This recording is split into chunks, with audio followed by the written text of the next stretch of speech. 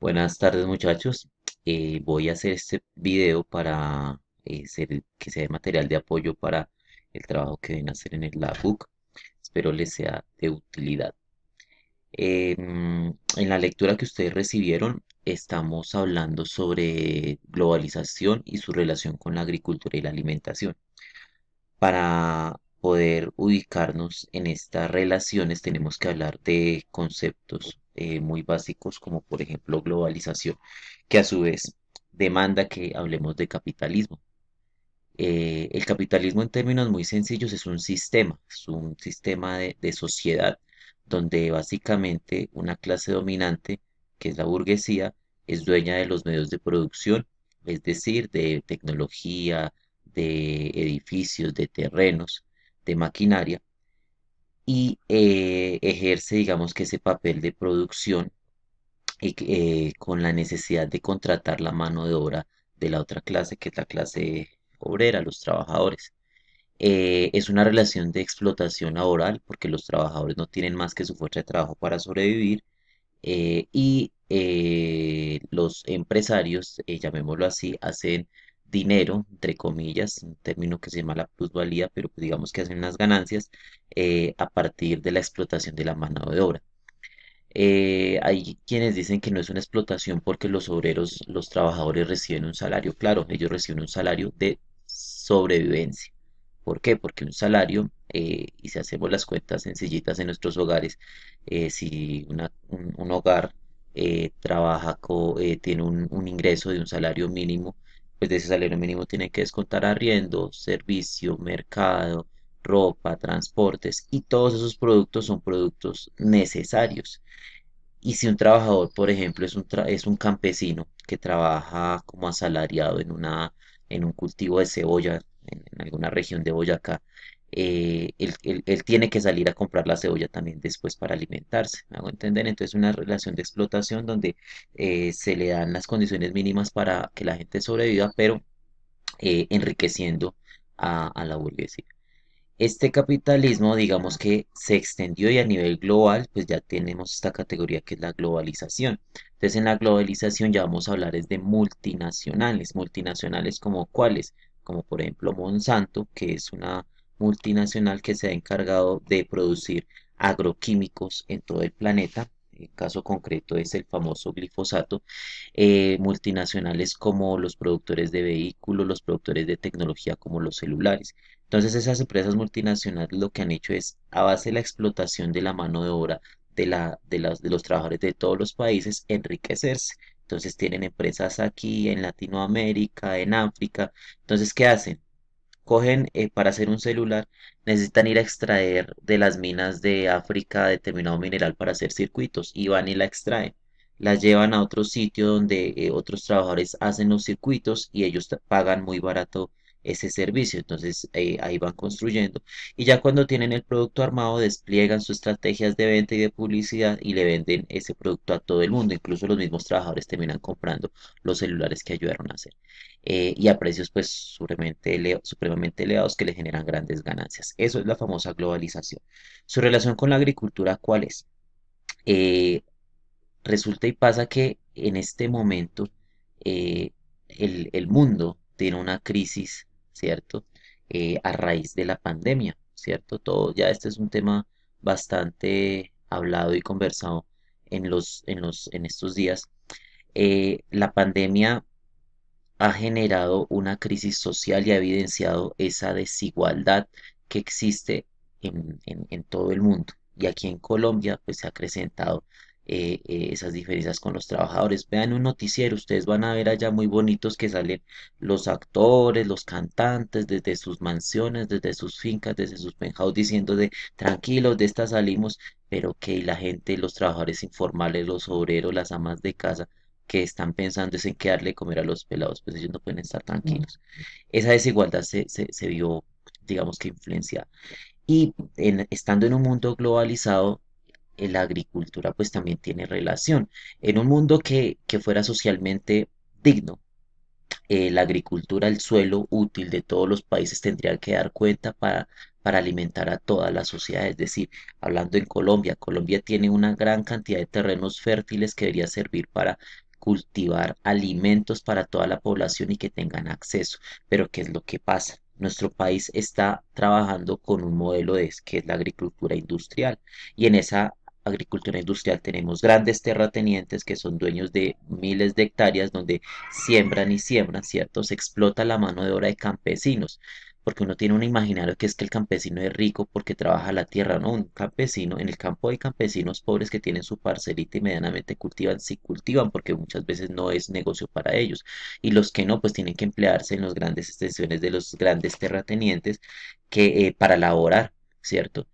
Eh, y además de eso, esos grandes terratenientes generan monopolios alrededor de la alimentación. Entonces, en Boyacá, que podría cultivarse de todo, ¿cierto?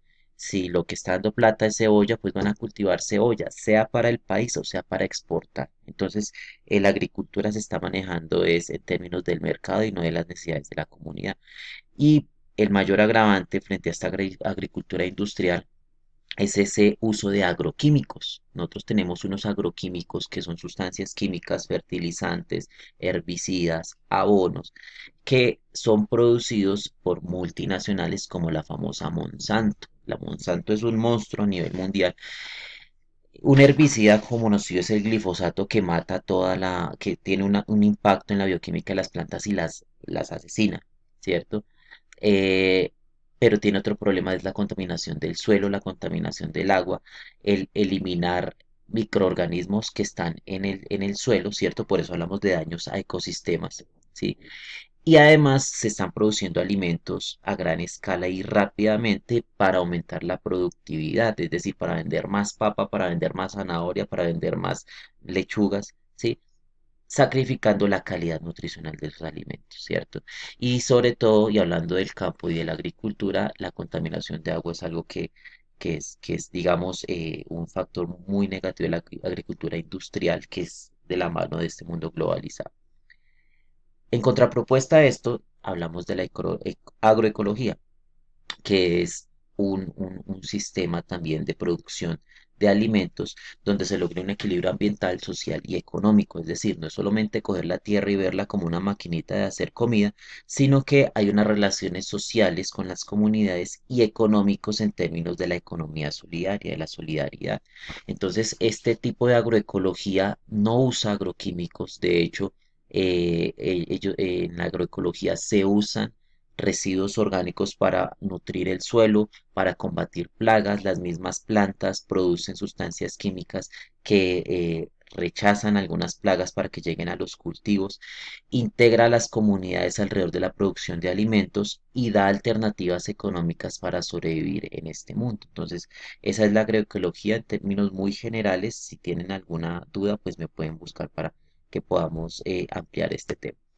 Y en lo puntual, hablando de nuestro contexto, de la pandemia y del hambre y de todas las diferencias y la desigualdad social que se dio, vamos a plantear como abrebocas para cosas futuras que queremos trabajar en la institución, este tema de agroecología urbana, que es nosotros en las ciudades no tenemos el suelo suficiente para tener grandes cultivos, pero sí tenemos unos espacios que se están subutilizando o que están abandonados, ¿cierto? O que no nos hemos dado cuenta que nos sirven para cultivar. ¿Y cultivar qué? Cultivar alimentos. Nosotros en nuestros hogares podemos cultivar lechugas, podemos cultivar espinacas, plantas aromáticas, hasta papas si queremos. Profesor, pero es que yo vivo en un apartamento, pues ahí también podemos hacer agroecología urbana. Y para hablar de agroecología urbana necesitamos hablar de la voluntad y de la necesidad que debemos tener como pueblo, como población, para suplir esas necesidades que el Estado ha sido negligente. ¿Sí? Si nosotros tuviéramos la capacidad de autoabastecernos de algunos alimentos, el hambre sería menor en la niñez, en la adultez. Y en momentos como este, pues digamos que podríamos subsistir de forma diferente. Y en momentos que no haya de pandemia, podríamos generar algún sistema de economía solidaria, de red de mercados solidarios que nos permitirían tener un acceso económico para resolver necesidades básicas de nuestras comunidades. En términos generales, eso es el panorama. Hay preguntas que se están hablando en nuestra guía, como por ejemplo de la desigualdad de quién se gana más, el campesino o el empresario. Entonces yo les colocaba ejemplos a varios de ustedes. Pongámonos en la mente de los cultivadores de papa. Entonces, ¿de dónde sale la papa? Del supermercado, no, del suelo, de la tierrita, ¿cierto? Hay unas plantas que son tubérculos, salen y salen muchísimas papas. Industrialmente las pueden sacar muy fácil, pero aquí en el país hay una tarea trazada del capitalismo que es industrializar el campo, entonces acá todos los campesinos tienen que estar trabajando todo el tiempo.